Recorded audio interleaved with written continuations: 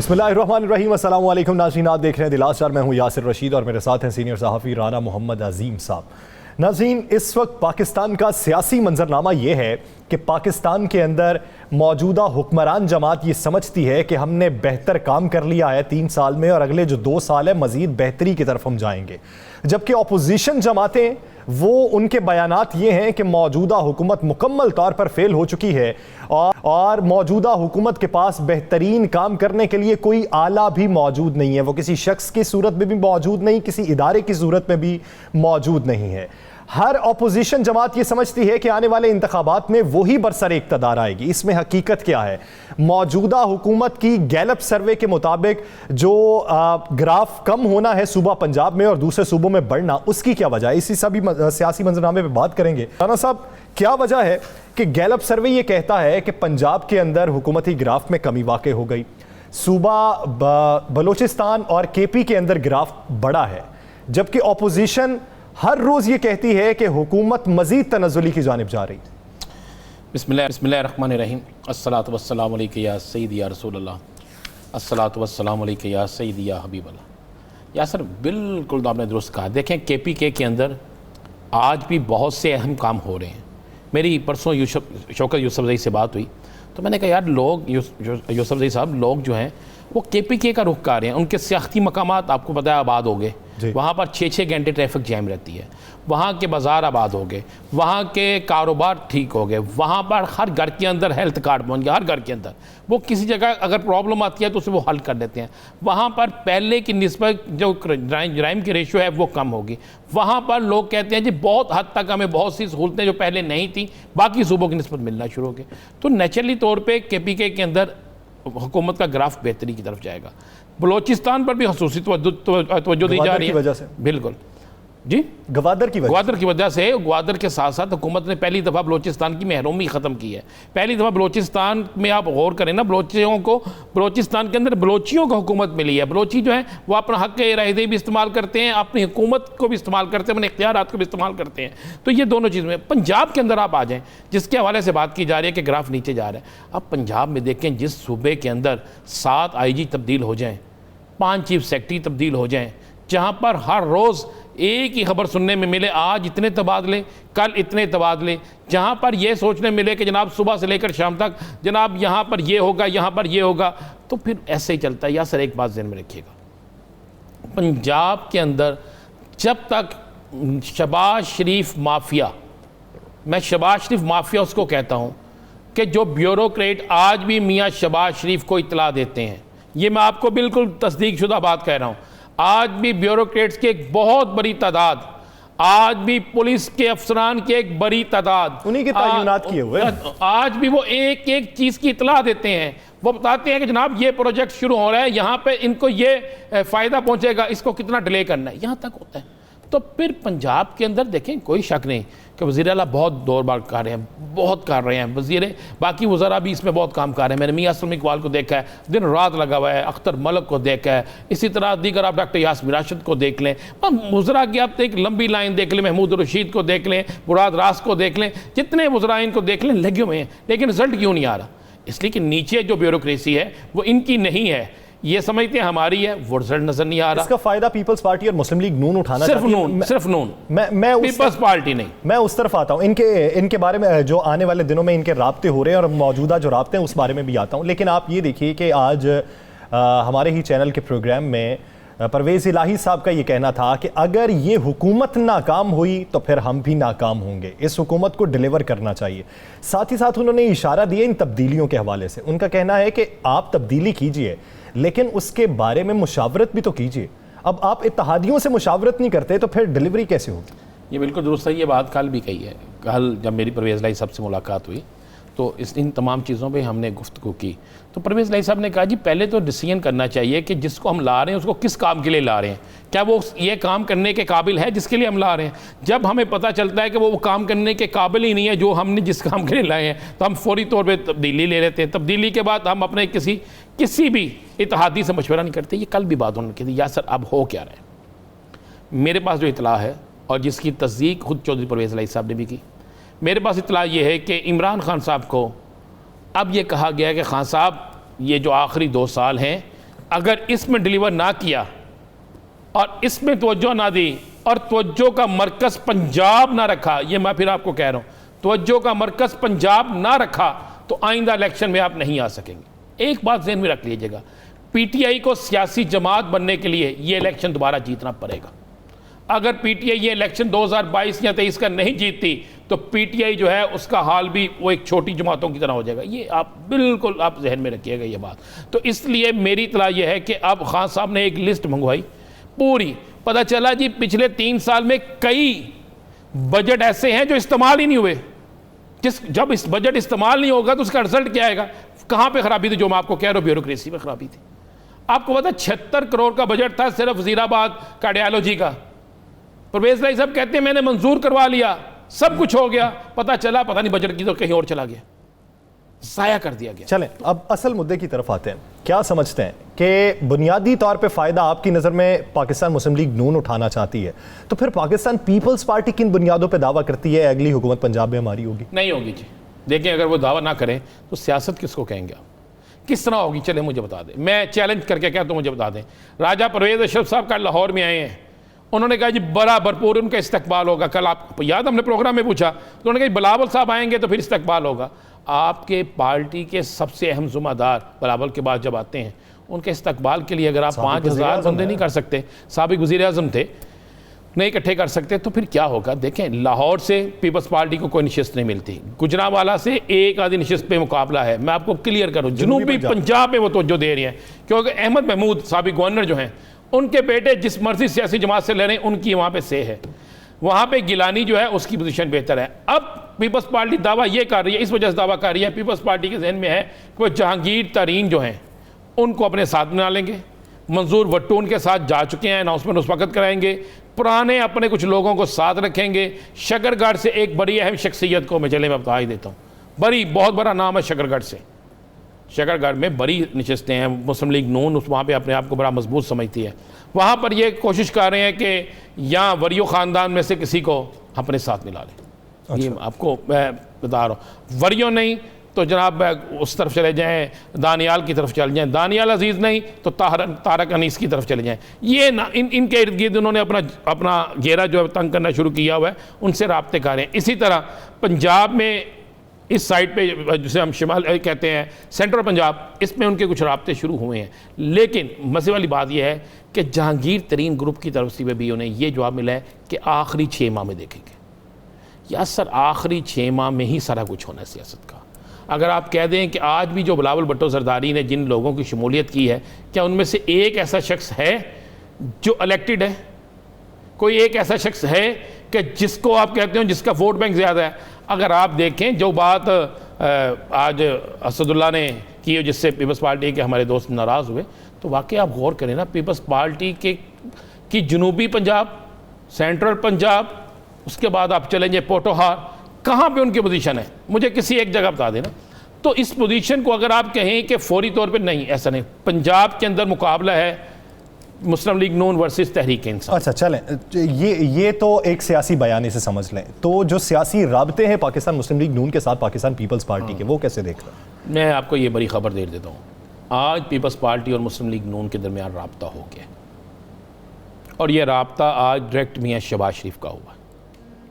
और शहबाज शरीफ ने peoples party को ये ऑफ़र की है कि हम इलेक्शन जैसा मर्ज़ी लड़ें, एक दूसरे के साथ इलेक्शन में जितनी मर्ज़ी मुखालफत करें, एक दफ़ा असम्बली के अंदर पार्लियामेंट के अंदर भरपूर ताकत का मुजाहरा कर दें और पार्लियामेंट के अंदर एक दफ़ा ये साबित कर दें कि मुत्तहिदा अपोजिशन है। जिस पर बिलावल की तरफ से उन्हें कहा गया कि जनाब बिल्कुल हम आपके लिए तैयार हैं, लेकिन आप पहले यकीन दहानी कराएं कि आप पीपल्स पार्टी की हुई बात पीपल्स पार्टी के साथ की हुए कंप्रोमाइज़ पे भी साथ चलेंगे, जिस पर शहबाज शरीफ ने उसे ओके कर दिया। फिर उन्होंने उनको कहा कि जनाब मरियम फैसले करेगी या आप? तो शहबाज शरीफ ने कहा कि फ़ैसले मैं करूँगा, शाहिद हकान अब्बासी भी उन फैसलों में नहीं बोलेगा। ये मैं आपको एक बड़ी खबर दे देता हूँ कि शहबाज शरीफ और बिलावल भुट्टो में राब्ता हो गया। आज और ये मरियम नवाज साहिबा के बयान पे क्या राय रखते हैं? देखिए मरियम साहिबा ने बयान नहीं दिया, शर्त लगा दी है, शर्त रख दी है। देखिए उन्होंने क्या किया ना, बड़े मियाँ साहब अगर बड़े मियाँ साहब ऐलान करें तो ये तो उसी तरह होगा ना यासर, अगर जिस काम में अगर और जिस काम में मगर ये आ जाए वो काम होता ही नहीं। देखिए, अगर बड़े मियाँ साहब चाहते तो शाहिद खान अब्बासी की जगह कोई और भी बन सकता था। अगर बड़े मियाँ साहब चाहते तो पंजाब में ये हुकूमत बनाने के लिए हम हमजा को ला सकते थे। अगर बड़े मियाँ साहब चाहते, देखिए बड़े मियाँ साहब अगर चाहेंगे, वो तो चाहते ही नहीं, वो नहीं चाहते। इसलिए नहीं चाहते, वो कहते हैं कि अगर किसी को बनाना है, वो उन्हें पता है शहबाज शरीफ बन गया तो शहबाज शरीफ के जो रूट्स हैं, ये ना हो कि बनने के बाद वो उस रूट्स को वो इस्तेमाल करें और पता चले कि भाई से भाई बिल्कुल ही जुदा हो गया। ये है सारा। चलो, आपको ये लगता है कि जहां पे अगर मगर की बात आ जाए, वो दिल की तसल्ली शामिल नहीं है, वो दिल की तसल्ली उसी सूरत में शामिल होगी जब उनकी मंशा आपकी मंशा के मुताबिक होगी। नाज़रीन, इसी सियासी मंजरा में मजीद भी बात करेंगे एक शॉर्ट ब्रेक के बाद। Stay with us.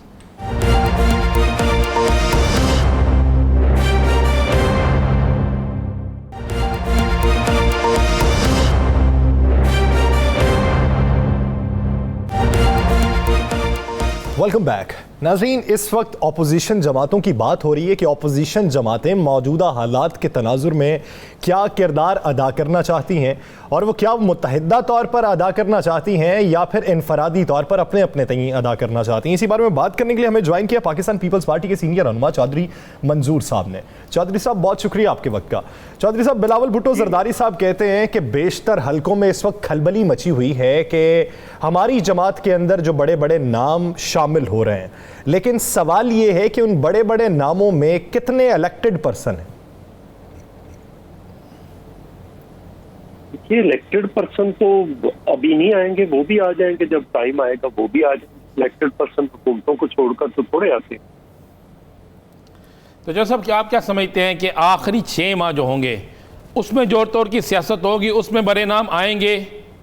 नहीं जी, अभी आ रहे हैं। आप देखें, बहादुर खान सैयद साहब 2 बार MNA रहे हैं, मिनिस्टर रहे हैं, वो आए हैं लिया से। बाकी ये वो नूर भाबा साहब के दामाद हैं, बिहाड़ी से वो आए हैं, और आज भी कुछ लोगों ने ज्वाइनिंग की है हर जिले से, तकरीबन साउथ पंजाब से, हर डिस्ट्रिक्ट से जो जितने भी लोग इलेक्शन लड़ने वाले हैं वो ज्वाइन कर रहे हैं, और आम लोग भी ज्वाइन कर रहे हैं बड़ी तेजी के साथ। चौधरी साहब, सबसे बड़ी अपोजिशन जमात इस वक्त पंजाब के अंदर पाकिस्तान मुस्लिम लीग नून है, साबिका हुक्मरान जमात है वो। आप किन बुनियादों पे कहते हैं कि अगले इंतखाबात के बाद हुकूमत पाकिस्तान पीपल्स पार्टी की होगी पंजाब में? देखिए, दो आप बुनियादी चीजों को ज़हन में रखें। एक चीज ये है कि जो मुस्लिम लीग नून के अंदर कंफ्यूजन है वो बढ़ता चला जा रहा है। आज भी अगर आपने मरियम नवाज साहबा का सुना हो तो वो अगर मगर के साथ उन्होंने शहबाज शरीफ का जिक्र किया। 4 बार उनके दिए हुए बयानात जो है उनका रिबटल आ गया। खुद प्रेसिडेंट जब बात करता है वो पॉलिसी होती है, तो प्रेसिडेंट को अगर इंफॉर्मेशन सेक्रेटरी उठकर कहे कि ये उनका जाती बयान हो सकता है, पार्टी पॉलिसी नहीं, तो उस प्रेसिडेंट के पल्ले क्या रह जाता है। तो जो कंफ्यूजन एक तरफ तो वो बढ़ती चली जा रही है, दूसरी तरफ ये है कि पाकिस्तान पीपल्स पार्टी काफी लंबे अरसे से पंजाब से आउट है, लेकिन हमारा भी सारा फोकस जो है वो पंजाब पे है। अभी साउथ पंजाब में है, अभी फिर बिलावल साहब सेंट्रल पंजाब में आएंगे, फिर जो है वो शुमाल की तरफ जाएंगे, सारी जगह जाएंगे। तो आप देखेंगे आहिस्ता आहिस्ता किस तरह से चीजें जो है वो पीपल्स पार्टी, क्योंकि अभी लोगों ने देख भी लिया है, नवाज लीग का टेन्योर भी देखा है, और फिर उसके बाद अभी PTI का भी देखते हैं। महंगाई, बेरोजगारी और किस तरह से मसाइल बड़े हैं वो सब लोगों ने देख लिया है। पाकिस्तान पीपल्स पार्टी रोजगार देती है, पाकिस्तान पीपल्स पार्टी ने BISP दिया, तनख्वाहों में इजाफा किया, एग्रीकल्चर सेक्टर को सपोर्ट किया, एक्सपोर्ट्स को $19 अरब से उठाकर $25-26 अरब पे लेकर आए। ये अभी 8 साल बाद। साहब, क्या आने वाले इलेक्शन में बिलावल साहब मेहनत कर रहे हैं, कोई शक नहीं, क्या बिलावल साहब पंजाब के 2 हलकों से इलेक्शन लड़ रहे हैं? जी बिल्कुल लड़ेंगे। वो कौन से हल्के हो सकते हैं? जनूबी पंजाब, सेंट्रल पंजाब, कौन हो सकते हैं? ये तो अभी फैसला नहीं हुआ, लेकिन ये है कि वो इलेक्शन लड़ना चाहते हैं और लड़े। सर, बिलावल साहब लड़ेंगे कि जरदारी साहब भी पंजाब से लड़ेंगे? बिलावल साहब लड़ेंगे। और बख्तावर साहबा? बख्तावर तो पॉलिटिक्स में नहीं है। आसफा भी नहीं? पॉलिटिक्स नहीं, वो पंजाब से सारे लोगों ने थोड़ा लड़ना होता है, जो पार्टी लीडर होता है उसी ने लड़ना। ये फाइनल है, इसका मतलब है कि बिलावल साहब पंजाब से इलेक्शन लड़ेंगे। तो आपको आइंदा आने वाले दिनों में आपका पंजाब के अंदर कोई सियासी इत्तेहाद या सीट एडजस्टमेंट कोई ऐसा नजर आ रहा है? नहीं, बिल्कुल नहीं। हम तो जब पीडीएम हमने बनाई थी तब भी हमने कह दिया था कि इलेक्शन हम अपने तौर पर लड़ेंगे। जिस हुकूमत के खिलाफ इत्तेहाद है इसको गिराने के लिए, जब कोई उसमें सीरियस नजर नहीं आया उस हुकूमत को गिराने के लिए, तो फिर हमने ये फैसला कर लिया कि इसका तो इत्तेहाद ने वो कह दिया मरियम नवाज ने कि ये हुकूमत 5 साल रहे, तो फिर उसके बाद किस लिए इत्तेहाद था? तो वो ऐसे ही लगा। साहब आप ये देखिए, आप ये कहते हैं कि पाकिस्तान मुस्लिम लीग नून कन्फ्यूजन का शिकार है, तो क्या शहबाज शरीफ साहब से अखलाकी तौर पे हमदर्दी दिखाई जाएगी या फिर बतौर सियासी हरीफ मौके का फायदा उठाया जा रहा है? नहीं, ये दोनों चीजें ही नहीं होती। ना मौके का फायदा उठाया जाता है, ना को हमदर्दी होती है। एक्चुअल तो पॉलिटिक्स होती है। पॉलिटिक्स अपनी अपनी होती है, उनकी अपनी पॉलिटिक्स है, हमारी अपनी पॉलिटिक्स। अगर आज का लफ्ज़ इस्तेमाल किया मरियम साहिबा ने, अगर कोई ऐसा हो ही जाता है कि शहबाज शरीफ साहब जो हैं वो कहते हैं जी आइए मुत्तहिदा अपोजिशन बनाते हैं और मैं वज़ीर आज़म का उम्मीदवार हूँ बतौर अपोजिशन लीडर, तो पाकिस्तान पीपल्स पार्टी का क्या रवैया होगा? क्या पाकिस्तान पीपल्स पार्टी सपोर्ट करेगी इमरान खान को हटाने के लिए मियाँ शहबाज शरीफ की? देखिए, अगर मगर के सवालात जो होते हैं उनका जवाब तो अगर मगर में ही दिया जाता है। लेकिन एक बात है कि देखिए, आज उन्होंने कहा कि पीपल्स पार्टी से नहीं पूछते कि उनका वजीर आजम कौन है।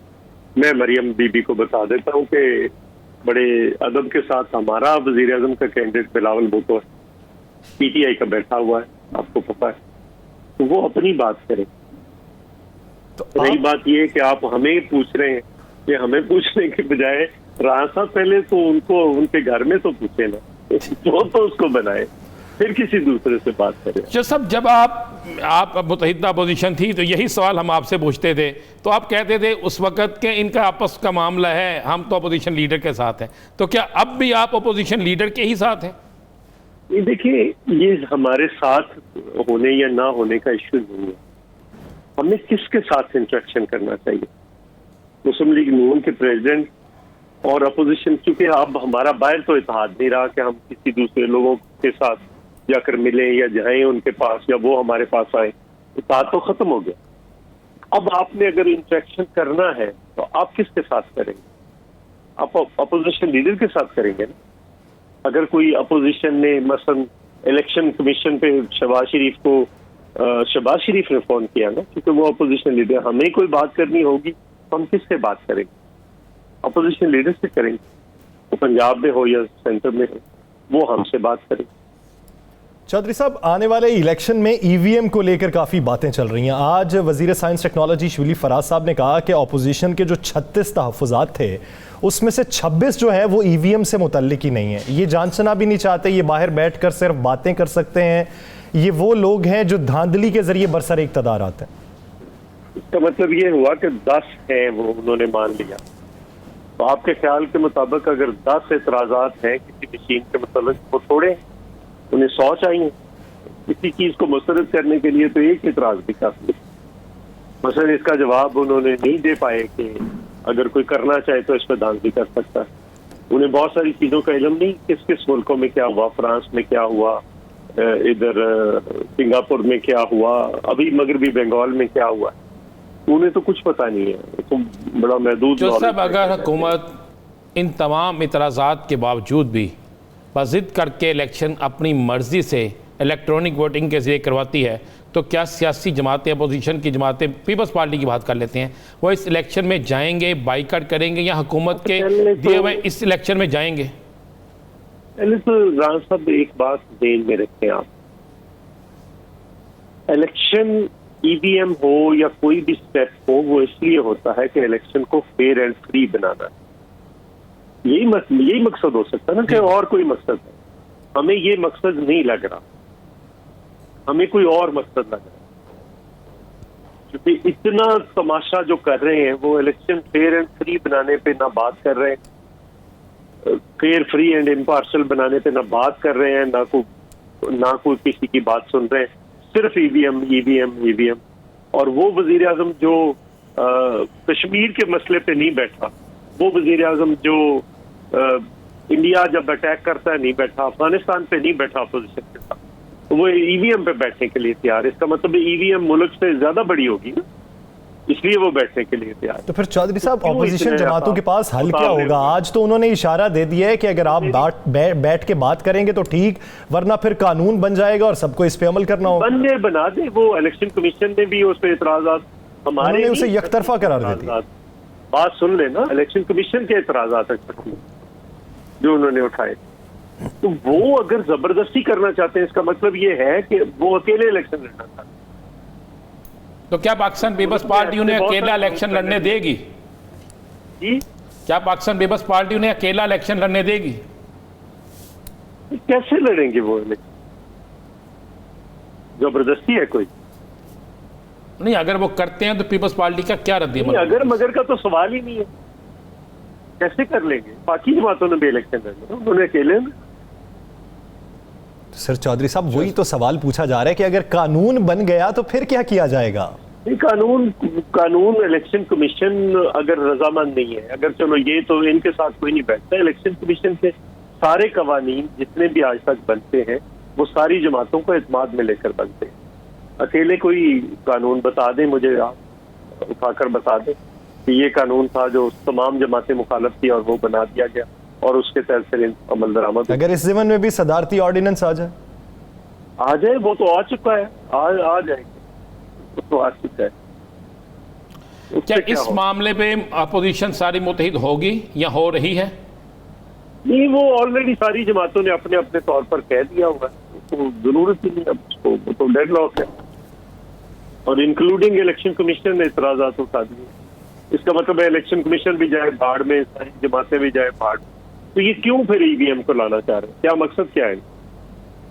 यानी हुकूमत को ये बताना होगा कि जब अपोजिशन जमातें मुत्तहिद होकर एक नुक्ते पे खड़ी हैं कि ईवीएम धांधली का जरिया है, इलेक्शन कमीशन ने एतराज़ात उठाए हैं, तो फिर हुकूमत किस तरीके से ईवीएम के जरिए इलेक्शन करवा सकती है? बहुत शुक्रिया मंजूर साहब इस हवाले से अपना वक्त देने के लिए। नाज़रीन, दीगर इश्यूज़ पे बात करेंगे एक शॉर्ट ब्रेक के बाद। Stay with us.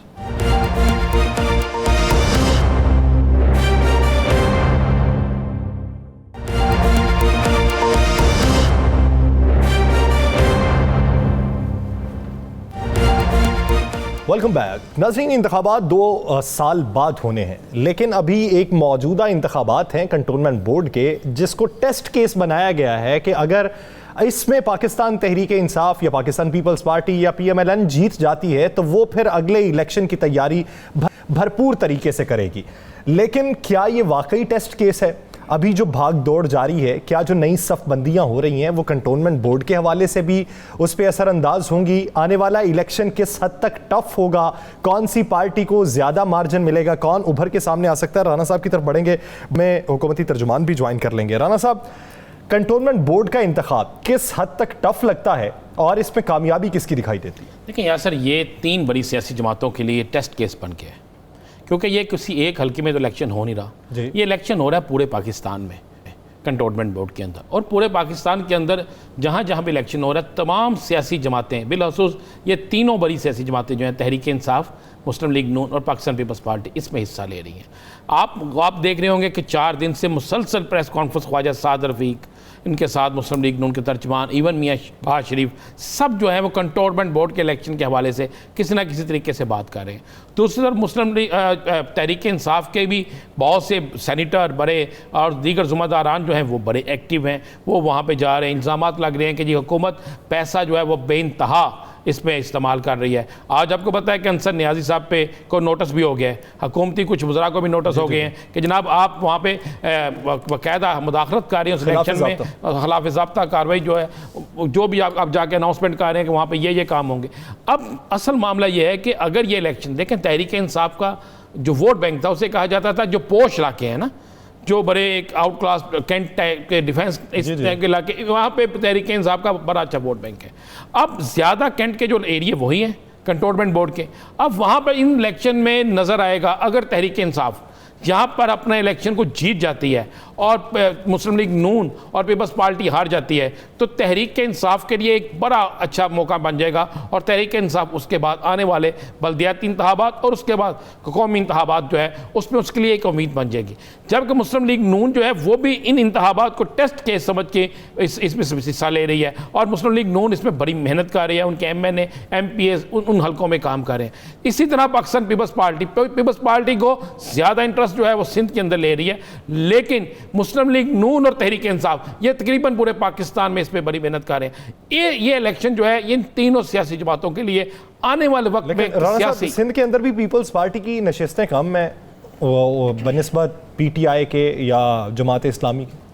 नहीं, वो सिर्फ कराची के अंदर ना, कराची और एक और शहर है उसमें, बाकी जगह पे आप देखें तो पीपल्स पार्टी ठीक जा रही है। अब कुछ आज़ाद उम्मीदवार जो हैं उन्होंने भी पीपल्स पार्टी ने उनकी भी हमायत कर दी है। कुछ हालात थोड़े से ना चेंज होना शुरू हुए हैं। जिस तरह आपको पता है ना कि कराची के एक हल्के में पहले आज़ाद उम्मीदवार थे, फिर अचानक वो पीपल्स पार्टी में आए और वो जीत के, तो कुछ ऐसे हालात पैदा होना शुरू हो गए। लेकिन ये आपको बता दूं, लोग अभी सियासतदान या सियासी तजियाकार इस पर नज़र नहीं कर रहे।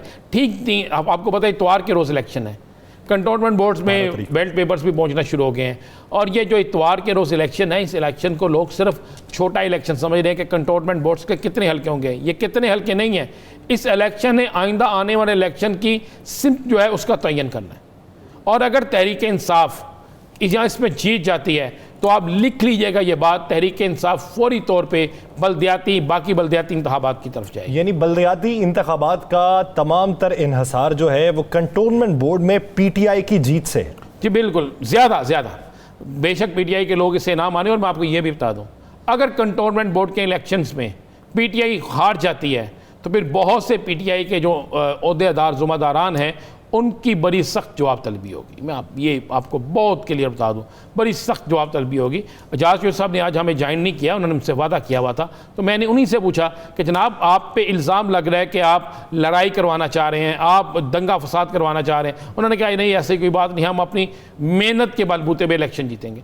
अब मेहनत के बलबूते पे इलेक्शन जीतना किस तरह जीतते हैं ये तो आने वाले यासर हालात ही बताएंगे ना। लेकिन ये बात बड़ी क्लियर है कि ये कंटोनमेंट बोर्ड के इलेक्शन जो है ये बहुत बड़ी अहम तरीन तब्दीली लाएंगे और इस तब्दीली के बाद तीनों सियासी जमातों का जो है वो आने वाला वक्त जो है वो बताएगा कि क्या होगा। देखें, सिंध में भी आज आपको पता है कि बल्दियाती इलेक्शन के हवाले से इशारा मिल गया। पंजाब में तो आप जहन में रखिएगा कि मार्च रमज़ान से पहले इलेक्शन नज़र आ रहे हैं मुझे। और ये जो जितनी तैयारियां हो रही हैं ना, जितने तबादले, रमजान से पहले कौन से इलेक्शन आ रहे हैं? बल्दियाती दूसरे जो इलेक्शन है वो नहीं पेशगोई कर दी कि हो सकता है कि अगले रमजान में इलेक्शन नहीं, अगले रमजान। देखें, दूसरे जो इलेक्शन है हुकूमत को सूट करता है। अगर हुकूमत कंटोनमेंट जीत जाती है, अगर हुकूमत बल्दियाती इलेक्शन अगले साल दिसंबर में होते दिखाई देते तो फिर हुकूमत को सूट करता है ना। देखिए, हुकूमत हमेशा ज़हन में रखिएगा, जो हुकूमत होती है, जो हाथ में वक्त होता है, उसको जल्द इलेक्शन सूट करते हैं उस सूरत में जब अपोजिशन मुख्तलिफ हिस्सों में तकसीम हुई हो। सही। हमें इस वक्त बीच में ज्वाइन कर चुके हैं पाकिस्तान तहरीक इंसाफ के रहनाकत अब्बासी साहब। अब्बासी साहब, बहुत शुक्रिया आपके वक्त का। अब्बासी साहब, सियासी मंजरनामे पे बात हो रही है। एक तरफ पंजाब के अंदर गैलप सर्वे के मुताबिक PTI का ग्राफ कम हो रहा है, दूसरी जानिब पीपल्स पार्टी ये दावा कर रही है कि हम आइंदा की हुक्मरान जमात बनेंगे, पंजाब में भी और वफाक में भी। नून लीग ये समझती है कि आप मुकम्मल तौर पर कमज़ोर हो चुके। पंजाब के अंदर मकबूलियत के ग्राफ में गिरावट किस वजह से? अच्छा जी, बहुत शुक्रिया आपने अपने प्रोग्राम के लिए मैं बुलाया। सबसे पहली बात कि अगर आप मुझे एक जो गैलप सर्वे का जो ग्राफ है ना, उसकी एक फैक्टर्स पे बात करेंगे तो PTI अभी भी सबसे मकबूल जमात है। लोगों ने इकॉनमी की परफॉर्मेंस को ठीक समझा, ज्यादा लोगों ने ठीक समझा, और उसके बाद जो पाकिस्तान ने जिस तरह फॉरेन पॉलिसी चलाई उसको ठीक समझा। जो करप्शन के खिलाफ पाकिस्तान का स्टैंड है वो भी इमरान खान की लाइकिंग ज्यादा है और डिसलाइकिंग कम है। फिर ये जो अवामी राय होती है ये ऊपर नीचे होती रहती है। जो इनकम्बेंट गवर्नमेंट होती है उसके मामलात कभी ठीक होते हैं कभी खराब होते हैं, लेकिन कोई अगर PTI का कोई ग्राफ थोड़ा बहुत कहीं नीचे भी गया है तो ऊपर कोई नहीं आया। रही बात पीपल्स पार्टी की, आपको पता है, मुझे भी पता है, हम ग्राउंड के पॉलिटिशियन हैं। मुझे तकरीबन 15 साल हो गए हैं ग्राउंड की सियासत करते हुए और मैं नीचे सारी सियासत की जो सीढ़ियां वो चढ़ के आया हूँ। हम हल्के में फिरते हैं। मैं नॉर्दर्न पंजाब का प्रेसिडेंट भी हूँ इस वक्त PTI का। पीपल्स पार्टी का नीचे वर्कर खत्म हो गया। पीपल्स पार्टी को खड़े होने के लिए बड़ा अरसा चाहिए। हाँ, नून लीग की आप बात कर सकते हैं, अगर वो पॉपुलर होती तो शायद कोई मैटर ऑफ कंसर्न होता, बिकॉज पंजाब में उसकी जड़ें हैं। जहां तक पीपल्स पार्टी की बात है, वो आपको पता है अभी खुशाब के इलेक्शन में को पीटीआई ने को लिए थे 70,000 वोट, कोई नून ने लिए थे 72,000 वोट और पीपल्स पार्टी के 300 वोट थे। तो ऐसी कोई बात बज़ाहिर लग नहीं रही, ऐसी खबरों में बात है। जहां तक हमारा कंपटीशन है पंजाब में वो नून से है, और नून आपको पता है बयानिए की जंग में है। शहबाज शरीफ साहब सदर हैं और वो सदर साहब कोई बयान दें तो नायब सदर मरियम साहबा उनको काउंटरकारी होती हैं। तो नंबर 2 ये कि हमारे प्रोजेक्ट्स हैं सारे अभी फेज में लगे हुए हैं। जो ही प्रोजेक्ट मटेरियलाइज होना शुरू हो जाएंगे तो पॉपुलैरिटी और बेहतर हो जाएगी। सदाकत अब्बासी साहब, कंटोनमेंट बोर्ड के इलेक्शन आ रहे हैं, आप तहरीक इंसाफ के बड़े अहम ज़िम्मेदार भी हैं। कंटोनमेंट बोर्ड के इलेक्शन में क्या देख रहे हैं आप? लोगों ने टिकटें तकसीम की, आप कंपेन को भी देख रहे हैं, क्या रिजल्ट नजर आ रहा है? अच्छा, एक तो ये है कि जो मैं पिछली बात कहा था कि जिस दिन राणा साहब पीटीआई ने हेल्थ कार्ड पंजाब में दे दिए ना, आप देखिएगा उस दिन इनकलाब होगा और लोगों को एहसास होगा कि कितनी बड़ी खिदमत इमरान खान ने उनकी की है।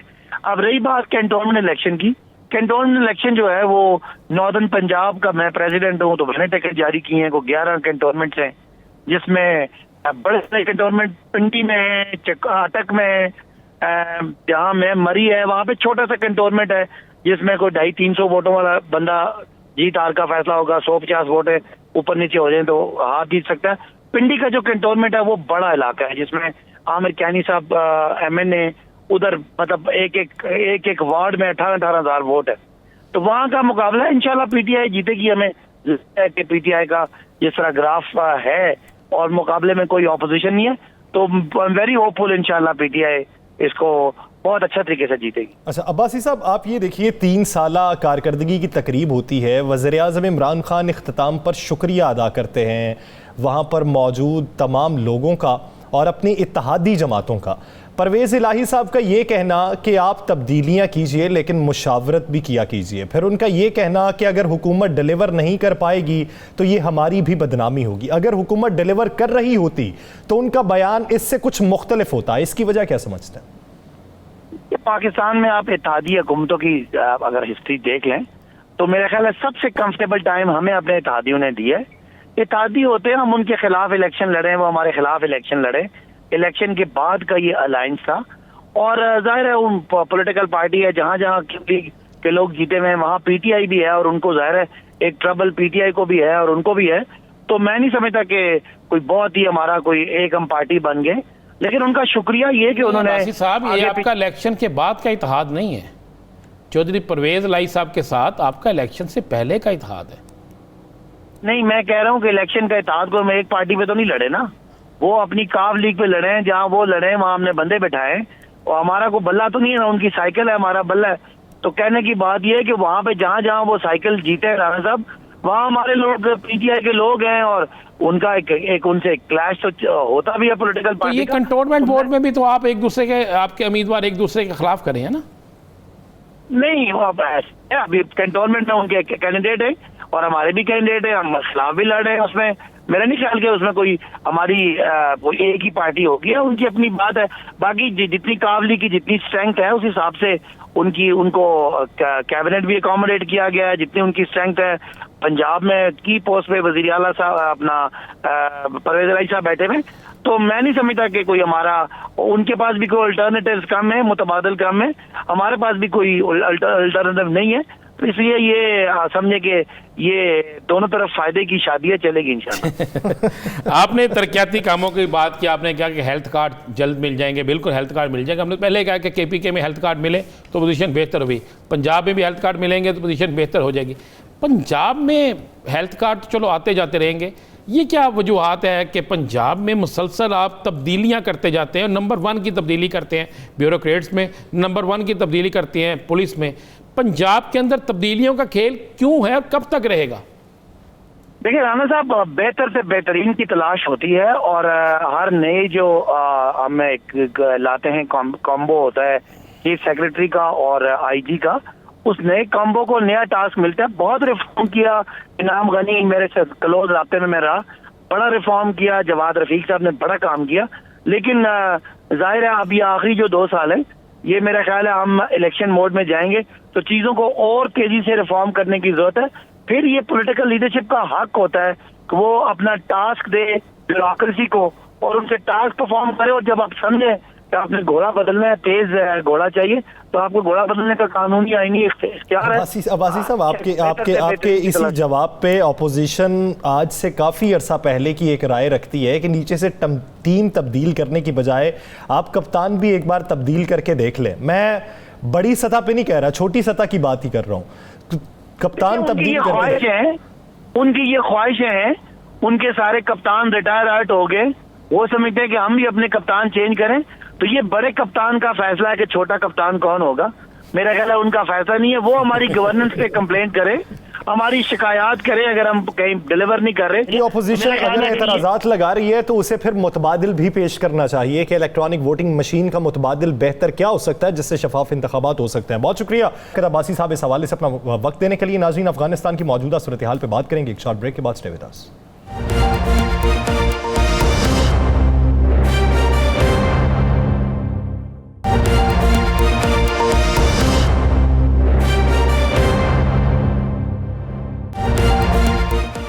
Welcome back. नाज़रीन, अफ़गानिस्तान में तालिबान ने अमारात इस्लामी अफ़गानिस्तान की अबूरी हुकूमत का ऐलान किया, जिस पर कुछ ममालिक की जानिब से तहफ़्फ़ुज़ात का इजहार किया जा रहा है। बेशतर ममालिक की जानिब से अफ़गानिस्तान की मौजूदा हुकूमत को कबूल करने का इशारा भी दिया जा रहा है। तुर्की ने कहा कि ख़वातीन को नुमाइंदगी नहीं दी गई, हमें तहफ़्फ़ुज़ात हैं, लेकिन अभी तक तो कैबिनेट पूरा ही नहीं हुई। अमरीकी सदर जो बाइडन कहते हैं कि आगे देखिए होता है क्या। अभी हम देखते हैं कि जो अफ़गानिस्तान में वादे किए गए थे उसका नतीजा क्या निकलता है। दूसरी जानिब एक नई मतवाज़ी हुकूमत कायम करने का ऐलान पंजशेर में जो मज़ाहमती ग्रुप था, तो ये अब सूरत हाल आने वाले दिनों में किस हद तक बेहतर होगी या किस हद तक तशवीशनाक हो सकती है। राना साहब की तरफ बढ़ते हैं। राना साहब, अभी मौजूदा तौर कर लेते हैं मतवाज़ी हुकूमत बनाने की, तो जो ऐलान किया गया अहमद मसूद की जानिब से, ये आने वाले दिनों में क्या इशारा दे रहा है? देखिए, अहमद मसूद की तरफ से जो ऐलान किया गया, ज़रा पहले ये गौर करें कि इस ऐलान की खबर सबसे पहले कहाँ चली। इंडिया में सबसे पहले भारत में चली, फिर एक बड़े मारूफ तरीन टीवी चैनल्स पे चली। इंटरनेशनल टीवी चैनल है गैर मुल्की, बड़ा नाम है उसको, उस पर चली। उसके बाद ये ख़बर आगे चलती है। अब मुझे एक बात बताएं, और वो ख़बर जब ये भारतीय चैनल पे ये ख़बर चलती है तो भारतीय चैनल ये कहता है कि जनाब उनके लोग काबल में मौजूद हैं, काबल उनके लोग पहुंच गए हैं, और जल्द जिस काबीना का ऐलान किया जाएगा वो सदारती महल में भी होंगे। ये पूरी खबर, अगर हम, चूँकि भारतीय चैनल है उसकी चीज़ें हम दिखा नहीं सकते, तो ये ऐलान करते हैं। अब मेरे पास जो इतला है और जो अहम अदारों की, जो अहम जगहों से मुझे इतलात इकट्ठी हुई, उसके मुताबिक ये है यासर कि ये सारा ग्रुप जो है एक करीबी मुल्क में बैठा हुआ है, अफ़गानिस्तान के करीबी मुल्क में बैठा है। पंजशेर से ये निकल गए हुए हैं, वहाँ से भाग गए हुए हैं। किसी ने कहा जी फ्रांस चले गए हैं, किसी ने यूरोप के हवाला दे दिया, किसी ने किसी का दे दिया। नहीं, एक मीटिंग होती है, ये मीटिंग एक हमसाया मुल्क में होती है। उस मीटिंग के अंदर बाकायदा वहाँ पर एक मीटिंग होती है। उस मीटिंग में कहा जाता है कि फौरी तौर पर एक मतवाज़न हुकूमत का ऐलान कर दिया जाए, और उसके लिए सबसे पहले भारतीय चैनल्स को इस्तेमाल किया जाता है।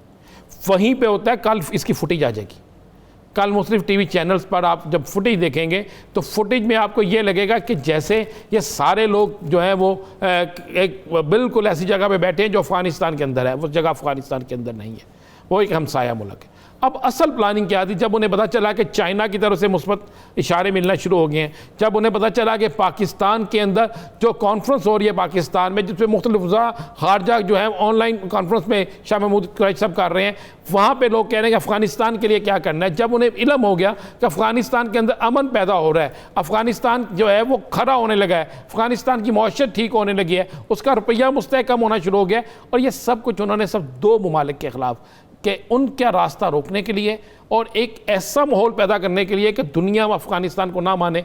नंबर एक तो चाइना उनका टारगेट, उसके बाद पाकिस्तान टारगेट, क्योंकि चाइना की इन्वेस्टमेंट उन्हें नज़र आ गई, वहाँ पे होने से सेंट्रल एशिया का रास्ता खुल जाएगा। ये सारी एक तैयारी है। मैं आपको ये भी आज खबर पे एक ब्रेक कर दूँ, अगले 48 घंटों में मुतवक्को है कि मज़ाहमती इत्तेहाद की तरफ से कोई ऐसी कार्रवाई हो जाए कि जिससे अफ़गानिस्तान के अमन में खलल पैदा किया जाए, जिससे ये कहा किया जाए कि जी हम जो हैं यहाँ पे मौजूद हैं। देखिए, अभी उनके कुछ लोग तो मौजूद हैं, छुपे हुए हैं, साइडों पे हैं, किसी और की उन्होंने अपनी शराहत को तब्दील कर लिया है, लेकिन वो सारा कुछ ये कर रहेंगे और ये करने की तैयारी हो रही है। ये भी तो एक नई उबूरी हुकूमत के लिए टेस्ट केस है ना, जो दिफा के लिए, सिक्योरिटी के लिए नामजद किए गए, उनके लिए भी तो ये टेस्ट केस ही होगा। देखिए ऐसा अगर तो ना दुश्मन बिल्कुल सामने, या दुश्मन बिल्कुल सामने खड़ा होकर लड़ रहा हो, पंजशेर में दुश्मन ला रहा था, ये गे इन्होंने फतह कर लिया, मुख्तलिफ जगहों पर दुश्मन ला रहा था, गे फतह कर लिया। अब एक दुश्मन ऐसा है जो नज़र नहीं आ रहा और अचानक छुप कर चोरों की तरह आता है,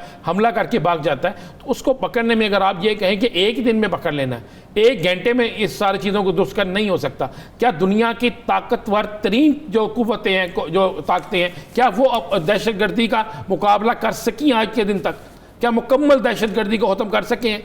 तो इनको टाइम तो लगेगा ना। लेकिन मैं आपको ये बता दूं, मैं आपको बिल्कुल 100% ये बता रहा हूँ कि एक हमसाया मुल्क में ये मीटिंग हुई है, आप भी वो हमसाया मुल्क में मौजूद हैं, वो जिस मुल्क में अगर मुझे ये पता है तो फिर बहुत से अहमदारों को भी पता है, और बहुत जल्द एक बड़ी कार्रवाई भी हो जाएगी। बहुत जल्द एक बड़ी कार्रवाई भी हो जाएगी। उम्मीद करते हैं कि अफगानिस्तान में मुस्तकबिल के जो फैसले हैं वो आम तौर पर ही किए जाएँ और उसका असल सद्देबाप निकाला जाए। नाज़रीन, द लास्ट आवर से मुझे और राना अजीम साहब को दीजिए इजाज़त। अल्लाह निगहबान।